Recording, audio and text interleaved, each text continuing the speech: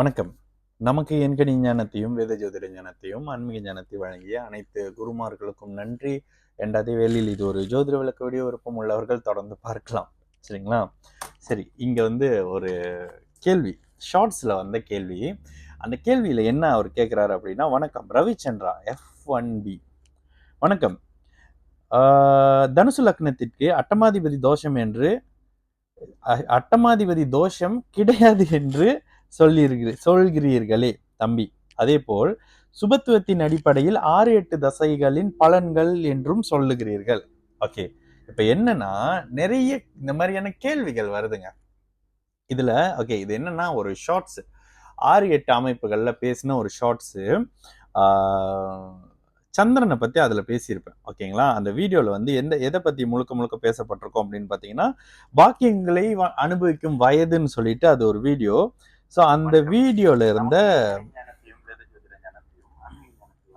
இந்த வீடியோ, ஓகேங்களா? இந்த வீடியோ அதுக்கு டைட்டில் என்ன, பாக்கியங்களை அனுபவிக்கும் வயது அப்படின்னு. சரி, இந்த விஷயம்னா சில கேள்விகளை கேட்குறீங்க, நீங்க புரிஞ்சிக்காம கேட்குறீங்க.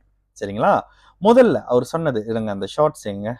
ஓகே, நேத்து வந்த ஷார்ட்ஸ். ஓகே, அந்த ஷார்ட்ஸ்ல அவர் என்ன கேட்கிறாருன்னா, வணக்கம், தனுசு லக்னத்திற்கு அட்டமாதிபதி தோஷம் கிடையாது என்று சொல்கிறீர்கள். ஒரு வீடியோல தனுசு லக்னத்துக்கு அட்டமாதிபதி பலனை செய்ய மாட்டாருங்க அப்படின்னு சொன்ன வீடியோ நீங்க எங்கிருந்து பார்த்தீங்க அப்படின்னு தெரியல. அப்படி சொல்றதுக்கான விஷயங்கள் வாய்ப்பே இல்லை. சந்திரன் ஒளி பொருந்திய நிலையில் இருக்கும் பொழுது ஒரு மாதிரியான பலன்கள் அப்படின்னு சொல்றேன். இதுல கேந்திராதிபத்திய தோஷம் லக்னத்துக்கு கிடையாது அப்படின்னு கடந்த சில காலங்களா பேசுறேன். ஓகேங்களா? கேந்திராதிபத்திய தோஷம் இதுக்கு கிடையாதுன்னு, அட்டமாதிபதி வேலையை தான் செய்வாரு அப்படின்னு பல வீடியோல பேசுறேனே. இதுல 6-8ஆம் அதிபதிகள் சுபராக இருக்கும் பொழுது சந்திர அதியோகத்தை வாங்கினால் கெடு பலன்களை குறைச்சுக்குவாங்க.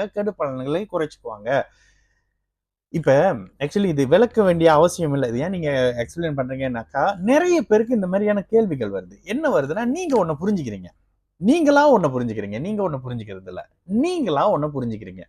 புரிஞ்சுட்டு அதை கேள்வியா வேற கேட்குறீங்களா? அதுக்கெல்லாம் ஆன்சர் பண்ணணும்னா என் வேலை வெட்டியெல்லாம் விட்டுட்டு தான் உங்களோட கேள்விக்கெல்லாம் நான் ஆன்சர் பண்ற மாதிரி இருக்கும். அப்போ முதல் கேள்வி என்னன்னா, தனுசு லக்னத்திற்கு அட்டமாதிபதி தோஷம் கிடையாது என்று சொல்கிறீர்கள். அட்டமாதிபதி தோஷம்ன்ற வார்த்தையை இவ்வளவு நாள் நான் பாய்ச்சதே இல்லைங்க. நான் 3 வருஷமா ஜோசியம் பார்த்துட்டு இருக்கேன். அட்டமாதிபதி தோஷம்னு நான் பாய்ச்சதே இல்லை. அட்டமாதிபதி அட்டமா பலனை செஞ்சே தீர்வாருன்னு தான் பேசியிருப்பேன். எந்த வீடியோலாவது இருந்தா நீங்க எடுத்து எனக்கு காட்டுங்க. சரிங்களா?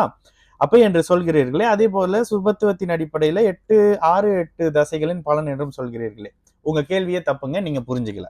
சரி, நீங்களே இன்னொரு கேள்வியும் போட்டிருக்கிறீங்க. ரவிச்சந்திரன் FIB. மற்றும் உபஜயஸ்தானங்கள் நல்ல பலனை தரும் என்றும் சுப பாபத்துவ அடிப்படையில் பலன் என்றும் சொல்லுகிறீர்கள். பொதுவாக 6-8 12ஆம் அதிபதி தசை என்று சொல்லிவிட முடியாது அல்லவா? விளக்கம் தாருங்கள் தம்பி. சரி, ரொம்ப அழகா தான் கேட்குறீங்க. 6-8 ஓகே சார், நீங்க கண்டிப்பா தம்பின்னு சொல்றீங்க, என்னோட வயது மூப்பு உள்ளவங்களா இருப்பீங்க. சரி, ஒரு தம்பியாகவோ இல்லை ஒரு மகனாவோ உங்களுக்கு நான் சில விஷயம் சொல்றேன் பாருங்க. எந்த இடங்கள்லையும் 6ஆம் அதிபதி 6ஆம் வீட்டு பலனை செய்வார், 8ஆம் அதிபதி 8ஆம் வீட்டு பலனை செய்வார். 8ஆம் அதிபதி ராகு அப்படின்னு சொல்லி ஒரு டைட்டில் போட்டிருக்குமே, அதுல கூட பாருங்க, ராகு கேதுக்கள் 8ஆம் இடத்துல இருந்தாலும் அட்டமாதிபதிகளாக தான் வேலை செய்வாங்க. சரி, அடுத்து நீங்க என்ன சொல்றீங்க, உபஜயஸ்தானங்கள்ல நல்ல பலன் தரும். ஆமா, உபஜயஸ்தானங்கள்ல சில பாப கிரகங்கள் இருக்கும் பொழுது ஸ்தான பலத்துக்கு அவங்க இருக்கிற வீட்டோட அடிப்படையில நல்ல பலன்கள் தரும். ஓகேங்களா? அடிப்படையில் சொல்லுங்கள். பொதுவாக 6-8 சொல்லிவிட முடியாது. பொதுவாக 6-8 12 வேத ஜோதிடத்துல 6-8-12 6-8-12 அடுத்தடுத்து அந்த மாதிரி ஜாதகங்கள் நிறைய எடுத்து வச்சிருக்கேங்க. பேசுறதுக்கு டைம் இருக்க மாட்டேங்குது. வழக்குது ஒரு நாளைக்கு இத்தனை அப்பாயின்மெண்ட் கொடுங்கன்னா எமர்ஜென்சின்னு அதில் 4 பேர் எக்ஸ்ட்ராவா வராங்க. எனக்கும் பர்சனல் வேலைகள் செய்ய கூட கொஞ்சம் டைம் பத்த மாட்டேங்குதுங்க. சரி, 6-8-12 அப்படின்னு தசாபுத்தி அமைப்புகள் வருது அப்படின்னா, 6 பிறருடைய பணம், வேலை, பிறருடைய பணம், நோய். சுப அமைப்பு வேலை, பிறருடைய பணம். பாப அமைப்பு தீராத நோய், வாழ்க்கை முழுக்க மருந்து சாப்பிட்ற நோய். சரிங்களா? அடுத்து 8 அதிர்ஷ்டம், வெளிநாடு வெளி மாநிலம், மேல இருந்து கீழே விழுறது, இந்த மாதிரியான அமைப்புகள். ஓகேங்களா? இந்த இடத்துல அதிர்ஷ்டம் இருக்கு, அதிர்ஷ்டம் இருக்கு, ஆயுளும் இருக்கு, ஆயுள் முழுக்க அனுபவிக்கக்கூடிய கஷ்டங்களும் இருக்கு. ஓகேங்களா? 12 இது ஒரு மாதிரி போகஸ்தானம், வெளிநாடு அமைப்பு. உங்களை 12ஆம் பாவகம் சுப அமைப்பாக இருக்கும் பொழுது நீங்க ஜாலியானவர். ஒரு நாளோட இறுதி உங்களுக்கு அருமையான அமைப்புகள்ல முடிஞ்சிடும். 12ஆம் பாவகம் பாபத்துவ அமைப்புல இருக்கு. உங்களுடைய ஒரு நாளின் முடிவு பிரச்சனையாக இருக்கு. ஒரு சம்பவத்தின் முடிவு பிரச்சனையாக இருக்கு. உங்களின் வாழ்க்கை முடிவு பிரச்சனையாக இருக்கு. உங்களுடைய பாதங்கள் பிரச்சனையாக இருக்கு. இந்த மாதிரி இவ்வளவு விஷயங்கள் இருக்குல்ல. 6, 8 தசை 6, 8, 12 இதுலங்க விதிவிலக்கு அமைப்புகளை சொல்றேன். எப்பொழுதுமே நட்பு ஸ்தானத்தில் 6, 8 3லயும் சேர்த்துக்கங்க. நட்பு ஸ்தானத்தில் 3, 6, 8, 12 அமைப்புகள்ல மறையக்கூடிய கிரகங்கள் அவயோக கிரகங்களாக இருந்தா கெடு பலன்களை குறைத்துக் கொள்ளும்.